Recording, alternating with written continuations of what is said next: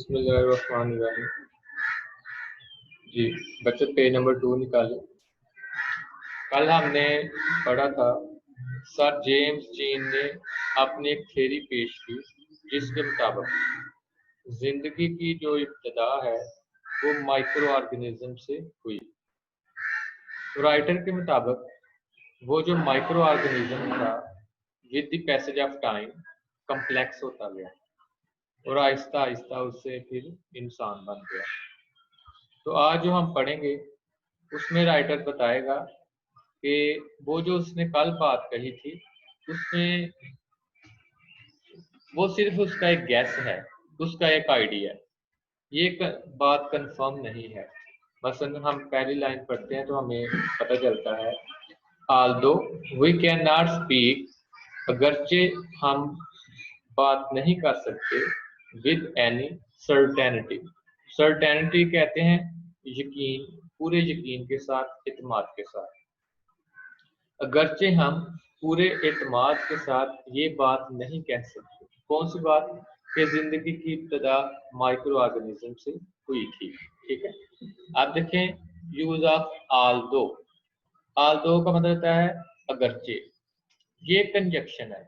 Conjunction कहते हैं वो अल्फाज जो दो लफ्जों या दो क्लासेस को मिलाए, उसको हम कहते हैं कंजक्शन। अब कंजक्शन की आगे 3 टाइप्स हैं, उनमें से आज हम पढ़ेंगे सबऑर्डिनेटिंग कंजक्शन। सबऑर्डिनेट कंजक्शन ऐसे कंजक्शन जो एक डिपेंडेंट क्लास को इंडिपेंडेंट क्लास से मिलाए। डिपेंड का मतलब होता है किसी पे मुनहसर होना, मतलब कि ऐसी क्लास जो कंजक्शन के बगैर कंप्लीट मीनिंग ना दे, उसे हम डिपेंडेंट क्लास कहेंगे। और इंडिपेंडेंट, इंडिपेंडेंट कहते हैं आज़ाद, ऐसी क्लास जो कि आज़ाद हो, जो कि अपना कंप्लीट मीनिंग दे, जो किसी पे डिपेंड ना करे, उसे हम कहते हैं इंडिपेंडेंट क्लास। तो ये जो सब ऑर्डिनेटिंग कंजक्शन होते हैं ये एक डिपेंडेंट क्लास को इंडिपेंडेंट क्लास से मिलाते हैं। ठीक है, एग्जाम्पल देखें, आल्दो ही सिक, अगरचे वो बीमार है, ही अटेंड्स द मीटिंग, लेकिन फिर भी वो मीटिंग में हाजिर होता है। अब ओल्ड इंग्लिश के मुताबिक आल्दो के साथ हम येट इस्तेमाल करते थे। ठीक है, लेकिन याद रखें कि आल्दो भी कंजक्शन है, येट भी कंजक्शन है, तो एक फिक्रे में हम दो कंजक्शन इस्तेमाल नहीं कर सकते। ठीक है, मॉडर्न इंग्लिश के मुताबिक आल्दो के साथ आपने येट इस्तेमाल नहीं करना, लेकिन बाज़ बात एग्जामिनेशन में ये फिक्र आ जाता है येट वाला, तो अगर वहाँ पे कोई ऐसा सेंटेंस ना हो जिसमें येट ना हो, फिर आपने येट वाले फिक्रे को आपने सर्कल लगा देना। वैसे आल्दो के साथ हम येट इस्तेमाल नहीं करते, तो ये इम्पोर्टेंट है, ये अक्सर बोर्ड में सेंटेंस भी आता है करेक्शन में। तो राइटर कहता है कि हम पूरे एतमाद के साथ ये बात नहीं कह सकते कि इंसानी जिंदगी की इब्तिदा माइक्रो ऑर्गेनिज्म से ही हुई थी। इट सीम्स, ऐसा दिखाई देता है, most likely that the human race came into existence in some such way as this, कि ये जो इंसानी नस्ल है उसकी इब्तिदा ऐसे ही तरीके से हुई थी। Standing on our little grain of sand, आपने एक छोटे से रेत के ज़रात पे खड़े होकर, तो यहाँ पे राइटर ने जमीन को कंपेयर किया है रेत के जर्रे से। We try to discover the nature and purpose of the universe, हम इस कायनात की असलियत और उसके मकसद को तलाश करने की कोशिश करते हैं। Which surrounds our home in space and time, जिसने खला और वक्त में हमारे घर को घेरा हुआ है। राइटर का मतलब यह है, कहता कि जब हम जमीन पे खड़े होते हैं ना, तो हम आसमान की तरफ देखते हैं और ये तलाश करने की कोशिश करते हैं कि ये कायनात कैसे बनी, क्यों बनी। हमारे जहन में मुख्तलिफ किस्म के सवालात रूनुमा होते हैं। तो राइटर कहता है कि जब हम जमीन पे खड़े होकर ना आसमान की तरफ देखते हैं ना, तो हमारी जो पहली फीलिंग होती है वो होता है खौफ, डर। अब राइटर कहता है कि ये जो कायनात है बड़ी खौफनाक है, डरावनी है। अब देखें कायनात बहुत बड़ी है, उसमें से जमीन सिर्फ एक वाहिद प्लेनेट है जिस पे जिंदगी मुमकिन है, बाकी किसी प्लेनेट पे जिंदगी पॉसिबल नहीं है। तो राइटर कहता है कि बाकी जो कायनात है ना ये बड़ी खौफनाक है। फिर वो हमें उसके रीजन बताता है, वो मैं एक्सप्लेन करता हूँ। तो ये इंपॉर्टेंट सवाल है, ठीक है, कि हमारी कायनात खौफनाक क्यों है। पहली रीजन वो बताता है कि सितारों के दरमियान डिफरेंस बहुत ज्यादा है, उनके दरमियान फासला बहुत ज्यादा है। अब अगर एक सितारे से दूसरे सितारे पे जाना हो, एक सियारे से दूसरे सियारे पे जाना हो, तो आपको सालों लग जाते हैं। आपने फर्स्ट ईयर में भी एक कहानी पढ़ी थी, the dark devour and golden night, उसमें भी राइटर हमें यही बताता है, ठीक है। तो हमारी कायनात खौफनाक क्यों है?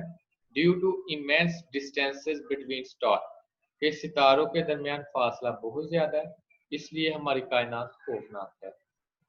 फिर दूसरी रीजन वो बताता है great stretches of time between star, कि अगर एक सितारे से दूसरे सितारे पे जाना हो तो हमें वक्त बहुत ज्यादा दरकार, मतलब कि बहुत ज्यादा टाइम लगता है, तो इसलिए हमारी कायनात खौफनाक है। फिर वो हमें तीसरी रीजन बताता है are extreme loneliness in space, के खला में इंसान तन्हा है। अब आपको पता है यूनिवर्स बहुत बड़ी है, इसमें जमीन पे ही जिंदगी पॉसिबल है, इसके अलावा किसी और प्लेनेट पे जिंदगी पॉसिबल नहीं है।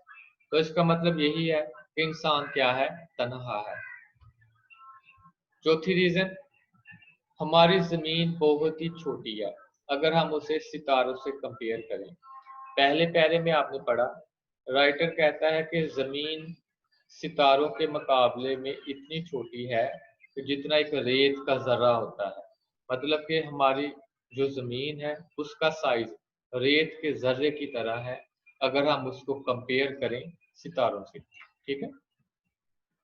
जो पांचवी रीजन है वो है अब्सेंस ऑफ लाइफ। अब्सेंस कहते हैं गैर मौजूदगी, एनीवेयर एल्स, मतलब ये कि कायनात में कहीं और जिंदगी मुमकिन ही नहीं, वहां पे जिंदगी मौजूद ही नहीं, ठीक है। तो ये पांच रीजन है जो राइटर हमें बताता है, इस वजह से हमारी कायनात क्या है, बड़ी खौफनाक, ठीक है। टेक्स्ट देखें, our first feeling is something like fear, हमारा पहला एहसास खौफ की तरह का होता है। मतलब कि जब हम कायनात की तरफ देखते हैं हमारे जहन में एक ख्याल पैदा होता है, हमें एक एहसास आता है कि हमारी कायनात बड़ी खौफनाक है। We find the universe frightening, हम देखते हैं कि कायनात बड़ी खौफनाक है। Because of its immense distances, immense का मतलब होता है बहुत बड़ा, huge, gigantic, enormous. Because of its immense distances, क्योंकि इसके अनगिनत फासलों की वजह से, which we do not understand, जिसे हम नहीं समझते। मतलब कि इंसानी सोच से बाहर है कि अल्लाह ताला ने ये जो निज़ाम बनाया है ये हर एक के पास की बात नहीं, इस पे सर्च करेंगे फिर ही हमें पता चलेगा। Because of the stretches of time, अब वो दूसरी रीजन बताता है कि जो वक्त का फैलाव है वो बहुत ज्यादा है, मतलब ये कि एक सितारे से दूसरे सितारे तक जाने के लिए बहुत ज्यादा वक्त दरकार है। So great that we can not imagine them, तो कहता है कि सितारों के दरमियान फाल टाइम बहुत ज्यादा लगता है जब हमें जाना हो, जिसे हम तसव्वुर भी नहीं कर सकते। Making the whole of human history so very small in comparison, और उसके मुकाबले में इंसानी तारीख बहुत ही छोटी है। फ्राइटनिंग, अब तीसरी रीजन बताने लगा, because our extreme loneliness, loneliness कहते हैं तन्हाई को, सॉलिट्यूड। ये कायनात खौफनाक है क्योंकि हम तन्हा हैं, and because of the littleness our home in space, और खला में हमारे छोटेपन की वजह से। छोटेपन का मतलब है कि ज़मीन बहुत ही छोटी है अगर हम उसको कंपेयर करें कायनात की दूसरी चीज़ों की निस्बत। अब मिलियंथ कहते हैं 10 लाख का एक हिस्सा। A millionth part of a grain of sand, तो कहता कि अगर रेत का एक जर्रा लें उसके 10 लाख हिस्से करें तो उनमें से एक हिस्सा जो वो जमीन के बराबर है, जमीन उसके बराबर है। मतलब ये कि हमारी जमीन का साइज बहुत ही छोटा है। A millionth part of a grain of sand out of all the sea sand in the world, दुनिया में जितने भी रेत है उस रेत के अगर एक जर्रे के 10 लाख हिस्से करें तो उनमें से जमीन एक है। बट अबव ऑल एल्स, लेकिन इसके अलावा we find the universe frightening, हम देखते हैं कि कायनात बड़ी खौफनाक है।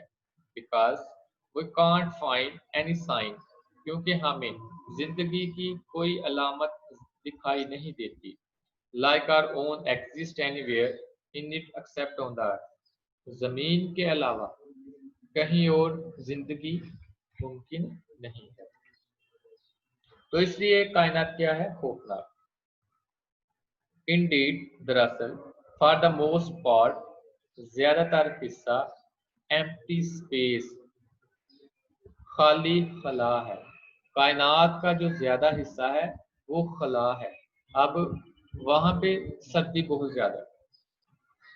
Empty space is so cold that all life in it would be frozen, तो कायनात का ज्यादातर जो हिस्सा है वो खला है और वो खाली है, तो वहां पे हर चीज जम जाएगी।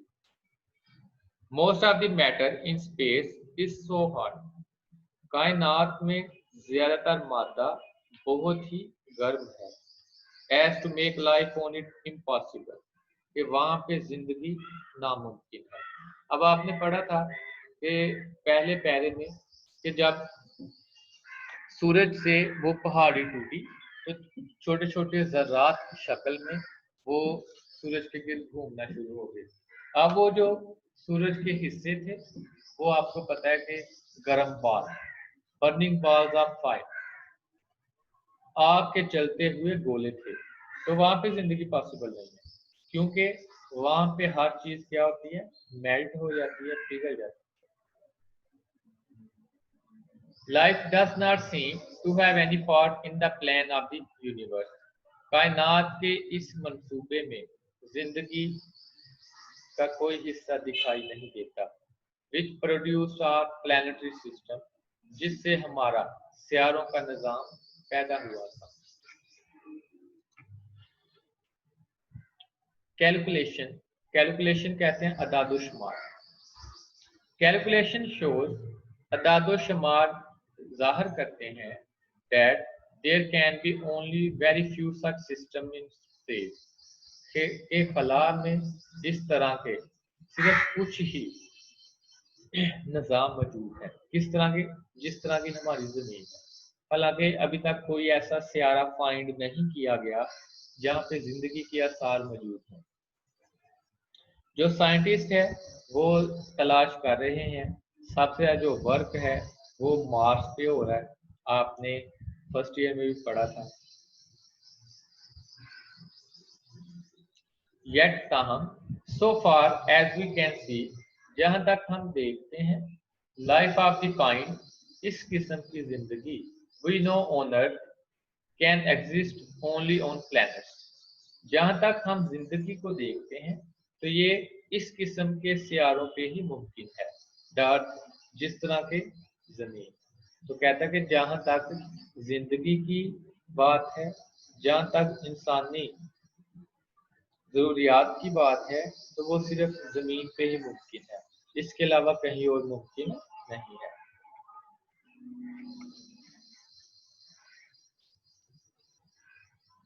It needs suitable physical condition, हाँ ये भी बहुत इंपॉर्टेंट है कि जिंदगी के लिए कौन कौन सी रिक्वायरमेंट्स है, जिंदा रहने के लिए कौन कौन सी चीजें दरकार है। तो भाई सबसे पहले और जो सबसे अहम चीज है वो है टेम्परेचर, कि टेम्परेचर सूटेबल होना चाहिए। जिन इलाकों में टेम्परेचर सूटेबल है वहां पे जिंदगी पॉसिबल है, ठीक है। और तो लाइफ रिक्वायर्स सूटेबल टेम्परेचर, जिंदगी को मुनासिब दर्जा हरारत की जरूरत होती है। मसलन कौन कौन सी चीजें हैं इसके अलावा जो हमारी जिंदगी को रहने के काबिल बनाती हैं? Air, water, suitable temperature.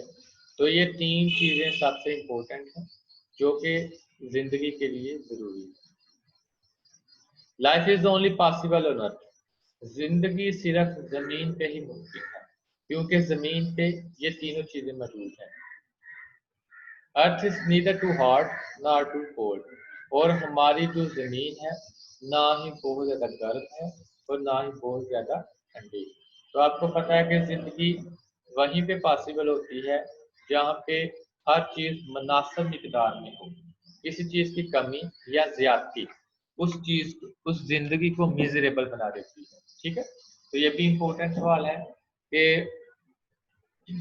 एक सूटेबल लाइफ गुजारने के लिए हमें कौन कौन सी चीजें दरकार हैं। तो वो तीन चीजें थी, air, water and suitable temperature.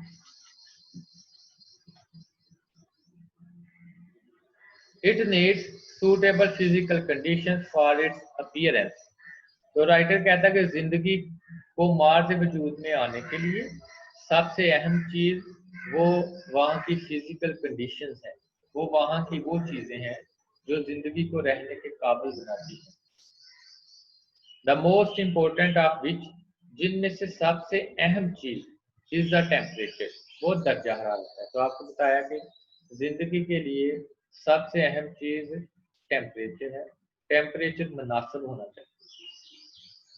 Eight which substance can exist in the liquid state, जिसमें जो तमाम मादे हैं वो माया हालत में पाए जाते हैं। The stars themselves are far too hot for life।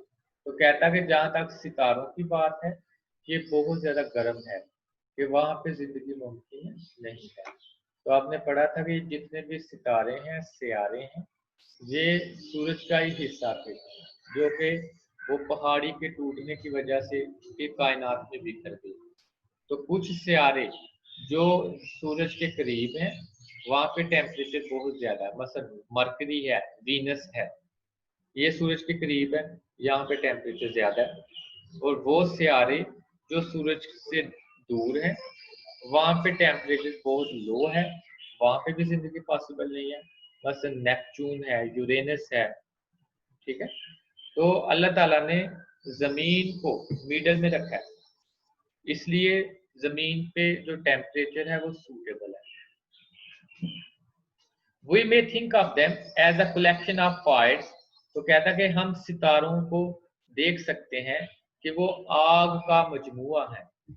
Scatter, scatter कहते हैं फैल जाना, स्प्रेड थ्रू स्पेस, जो कि खला के जरिए फैल गए हैं। प्रोवाइडिंग वार्मथ, वार्मथ कहते हैं हीट, हरारत। इन सराउंडिंग्स, सराउंडिंग्स कहते हैं इर्द गिर्द का इलाका। तो कहता कि ये जो सितारे बहुत ज्यादा गर्म है, ये इर्द गिर्द के इलाकों को हरारत मुहैया कर रहे हैं। Where the temperature is at most some 4 degree above absolute zero. Absolute zero क्या है, ठीक है, देखिए। एब्सोल्यूट जीरो ऐसा टेम्परेचर जो जहां पे हर चीज जम जाती है। Absolute zero is the lowest temperature possible. जितना भी कम टेम्परेचर मुमकिन है उसको एब्सोल्यूट जीरो कहते हैं। बस 0 डिग्री पे जो पानी है वो बर्फ की शक्ल इख्तियार कर लेती है। अब 0 से नीचे चले जाएं, -273, 0 से भी नीचे है तो -273, ये लास्ट टेम्परेचर है, लोएस्ट टेम्परेचर। तो इस टेम्परेचर को कहते हैं एब्सोल्यूट जीरो। स्क्रीन पे देखें, at this temperature there is no motion and no heat। जब एब्सोल्यूट जीरो वाला टेम्परेचर सामने आता है तो ना ही मादा, ना ही जो एलिमेंट्स हैं, जो मॉलिक्यूल्स हैं ना वो हरकत कर सकते हैं और ना ही उनमें कोई हीट रहती है। ठीक है। इसके अलावा occurs at temperature of 0 degree kelvin. आपको पता है कि टेम्परेचर के 3 स्केल हैं, केल्विन है, सेल्सियस है, फॉरेनहाइट है। ठीक है। तो 0 डिग्री केल्विन हम जो मोस्टली टेम्परेचर मेजर करते हैं वो सेल्सियस में होता है या फॉरेनहाइट में होता है। ठीक है। तो अगर हम सेल्सियस में देखें तो ये जो एब्सोल्यूट जीरो है ये -273.15 डिग्री है, मतलब कि जीरो से बहुत नीचे, और एट -440 डिग्री फॉरेनहाइट। ठीक है। तो एब्सोल्यूट जीरो क्या हुआ फिर? वो लोएस्ट टेम्परेचर जहाँ पे हर चीज जम जाती है, वहां पे ना कोई मोशन होता है ना हीट, ये वो टेम्परेचर है, इससे नीचे टेम्परेचर नहीं हो सकता, इसको हम कहते हैं absolute zero. That is about 484 degree of Frost. Frost कहते हैं कोहर पड़ना, किस धुंध पड़ना, ऑन द फॉरेनहाइट स्केल, जो कि फॉरेनहाइट स्केल पे 484 डिग्री है। In the immense stretches of space, खला के बहुत ज्यादा फैलाव में, beyond the milky way. Milky way किसे कहते हैं? Milky way collection of stars को कहते हैं, गैलेक्सी को कहते हैं। इट इज कोल्ड स्टिल, अभी तक भी वहां पे सर्दी है। अवे फ्रॉम द फायर्स, और यहाँ पे फायर्स का मतलब है स्टार, सितारे, सितारों से दूर। There is this an unimaginable, unimaginable कहते हैं सोच से बालातर, जो इंसानी सोच से बाहर हो, cold of hundreds of degree of Frost. हाँ, तो कहता कि इन सितारों से दूर जो टेम्परेचर है वो सैकड़ों डिग्री कम है, मतलब कि वो सितारे जो सूरज के करीब हैं वहाँ पे टेम्परेचर ज्यादा है, वो सितारे जो सूरज से दूर हैं वहाँ पे टेम्परेचर बहुत ही कम है। Close up to them there is a temperature of 1000 of degree. आप कहता कि वो सितारे जो सूरज के करीब हैं वहाँ पे हजारों गुना टेम्परेचर है। At which our solids melt, जिसमें तमाम जो सॉलिड हैं, सॉलिड चीजें होती हैं वो सारी क्या हो जाती हैं? पिघल जाती हैं। ऑल लिक्विड्स बॉयल, और तमाम किस्म के जो मायात हैं वो उबल जाते हैं। Life can exist only in the narrow belt. Narrow belt कहते हैं पट्टी। अब ये पट्टी क्या है? सोलर सिस्टम में अल्लाह ताला ने कुछ ऐसे बेल्ट बनाए हैं, ऐसे मदार बनाए हैं, ऐसी जगह है जहाँ पे ना ज्यादा हीट है ना ज्यादा मतलब कि सर्दी है, तो उसको हम कहते हैं नैरो बेल्ट। तो जो जिंदगी है सिर्फ नैरो बेल्ट में ही पॉसिबल है। Surrounding each of these fires, जो कि इन तमाम सितारों के गिर्द बने हुए हैं, एट अ सर्टेन डिस्टेंस, एक खास फासले पर, मतलब कि अल्लाह ताला ने हर सितारे से कुछ फासले पर एक रास्ता बनाया, एक मदार बनाया है जहाँ पे जिंदगी पॉसिबल है। Where the temperature is neither too hot not too cold, जहाँ पे दर्जा हरारत ना ही बहुत ज्यादा है और ना ही बहुत कम। आउटसाइड दीज बेल्ट्स, और इन पट्टियों से बाहर, लाइफ वुड बी फ्रोजन, जिंदगी जम जाएगी। बताया ना कि जिंदगी सिर्फ नैरो बेल्ट के अंदर ही पॉसिबल है, अगर बाहर निकलते हैं तो यहाँ तो जम जाएगी या पिघल जाएगी। Inside it would be burn up, और उसके अंदर जिंदगी है जब वो पिघल जाएगी, जल जाएगी। A rough calculation shows, आम अदाद-ओ-शुमार ज़ाहिर करते हैं, that all such temperature belts, कि इस किस्म के तमाम जो दर्जा हरारत की पट्टियाँ हैं, within which life is possible, जहाँ पे जिंदगी मुमकिन है, all added together, अगर उन सब को जमा किया जाए, मतलब कि जितने भी बेल्ट हैं जहाँ पे जिंदगी पॉसिबल है, अगर उन बेल्ट को जमा किया जाए, make up less than 1,000 million part of the whole of space, तो वो सारी खला का लाखों एक लाखवां हिस्से से भी कम होगा। एंड इवन इनसाइड देम, और हत्ता के उनके अंदर, life must be very rare, तो जिंदगी बहुत ही नायाब होगी। नायाब होने से मुराद है कि बहुत ही कम होगी, ना होने के बराबर होगी। For it is extremely unusual, unusual कहते हैं गैर मामूली, extraordinary, for sun to throw off planets as our sun has done. तो कहता कि इस तरह के जो दूसरे सूरज हैं वहां पे ऐसा नहीं है कि जिस तरह हमारे सूरज से जो टुकड़े थे, जो पीसेस थे, वो अलग हुए। Probably, probably कहते हैं वाल पर, only one star is 1 lakh has a planet going around। तो कहता कि सिर्फ 1 लाख में से एक सितारा ऐसा होता है जिसके गिर्द सितारे चक्कर लगाते हैं। At the right distance for life to be possible on it, एक खास फासले पर जहाँ पे जिंदगी मुमकिन है। मतलब ये कि कहता कि अगर स्पेस में ना 1 लाख सितारे हैं, तो 1 लाख में से सिर्फ एक सितारे के गिर्द सितारे घूमते होंगे, बाकी सितारों के गिर्द सितारे नहीं घूमते। ठीक है,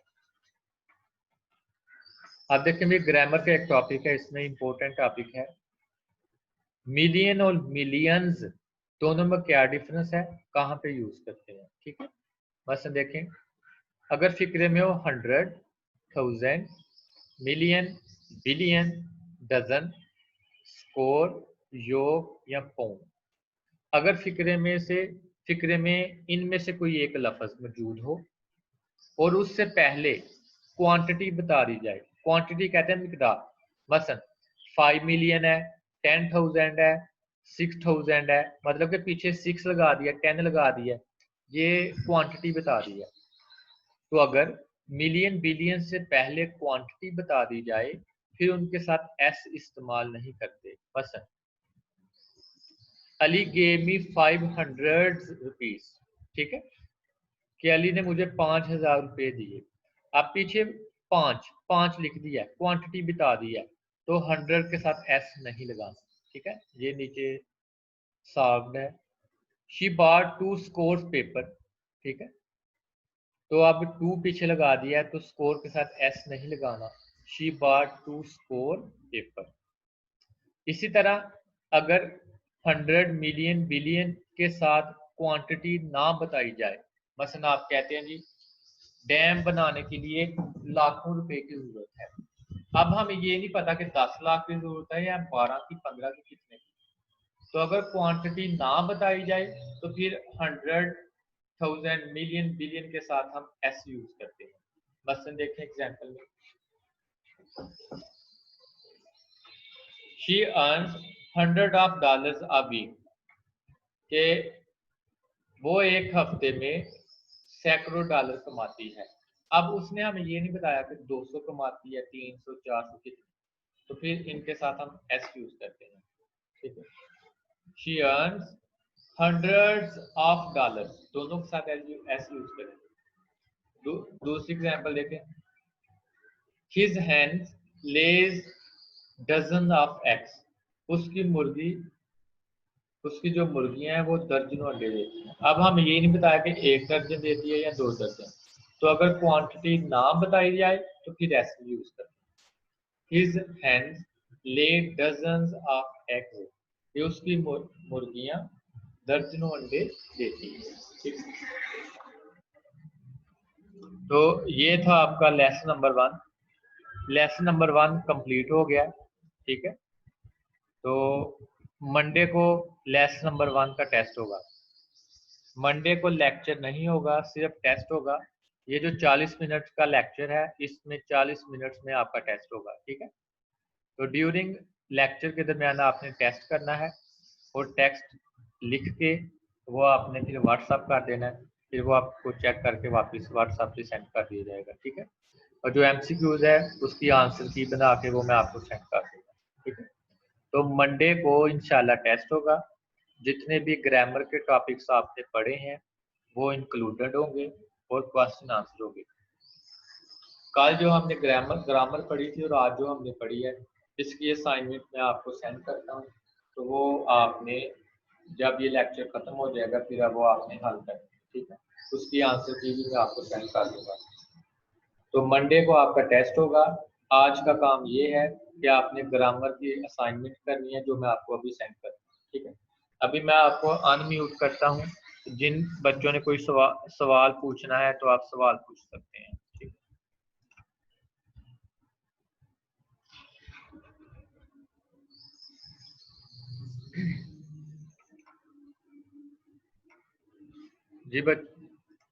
जी बच्चों, अगर किसी ने कोई सवाल पूछना है तो पूछ लें।